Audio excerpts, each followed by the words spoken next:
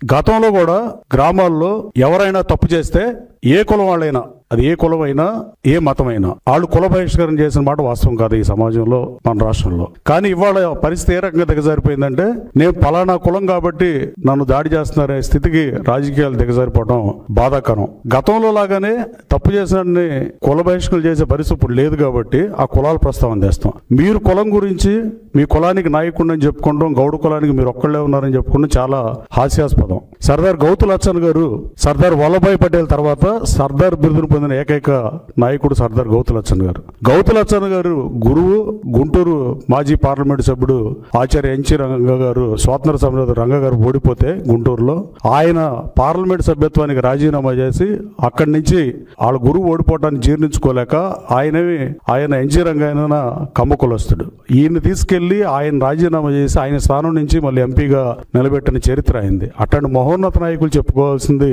కులానికి నాయకుడిని చెప్పుకునే అర్హత అట్లాంటి మహానుభావులకు ఉంటుంది, కానీ మీలాగా మాట్లాడే వాళ్ళకి ఉంటుందని నేను అనుకోవట్లా.